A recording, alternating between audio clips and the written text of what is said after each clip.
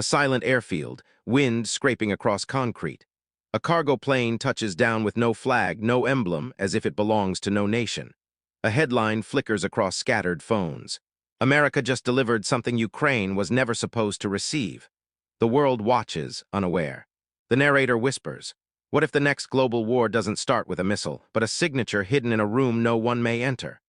Because this moment was only the beginning. Ukraine bleeds inch by inch, cities swallowed by smoke while its allies hesitate, some exhausted, others afraid. In Kremlin halls, Russia watches with amused patience, daring Washington to make a move that can never be undone. Analysts warn on late-night panels, if the U.S. secretly supplies weapons, the balance of power shifts overnight. Telegram leaks ignite rumors. Military tick-tock whispers turn into dread.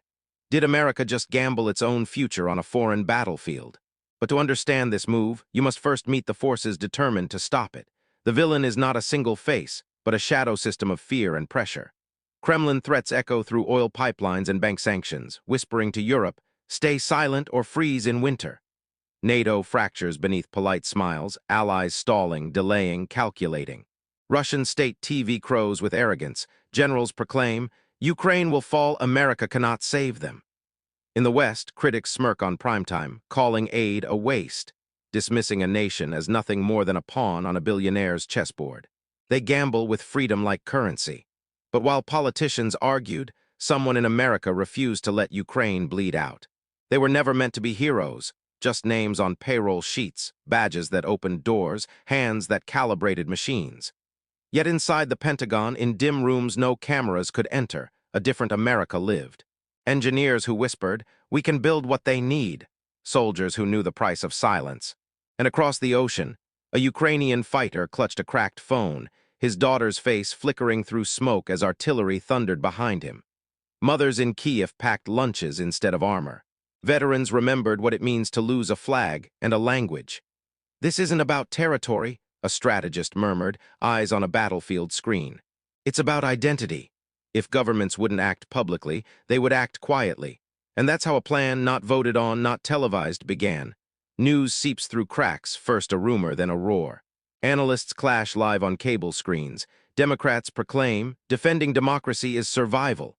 Republicans snap back, another secret war. Not on our watch. Twitter detonates, grainy satellite shots, blurry cargo photos, maps circled red. Outside, chants split the streets. "Help Ukraine and fix America first." But while voices battled, the sky above Europe told a different truth. Crates were already in the air. Night vision swallows the frame, silhouettes of trucks speeding across a dirt road, engines muffled, headlights killed. Somewhere deep in Ukraine, a commander slices open a wooden crate. The hinges creak. He stops breathing. Inside lies metal shaped like defiance, a weapon whispered about in forums, dismissed on podcasts, denied in every press briefing. His voice cracks as he murmurs, "We're not alone anymore." Thousands of miles away in Moscow, a Kremlin conference room erupts, red phones ripped from desks, generals barking orders, a map of Ukraine suddenly marked with new red circles. Meanwhile, in a London cafe, a Western journalist opens her inbox, one anonymous email, 4 words that detonate the world. "Authorization approved. Shipment completed." Narrator, in that second, America didn't just send hardware, it sent a declaration, "We choose when history turns." But the world wasn't ready for what came next. Within hours, the world ignites.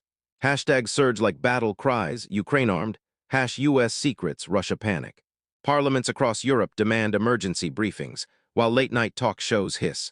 World War III has already begun. On the front lines, Ukrainian troops hold a town written off as dead, firing weapons no analyst ever admitted existed. One soldier uploads a shaky tick-tock. "Thank you, America."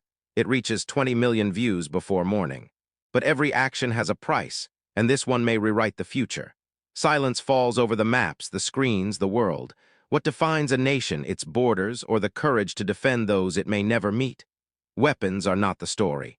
Human lives are. If power exists only to protect itself, it is hollow. True strength is choosing to shield the vulnerable even at risk. And as the sun rises over distant fields, one question lingers. Was this a rescue or the first spark of something far bigger? America supplied secret weapons to Ukraine, and the world will never be the same. Subscribe, comment, share. Your voice shapes how history is remembered. Tell us, Should America stand for others, risking everything, or stay silent while nations fall? The choice echoes far beyond this moment.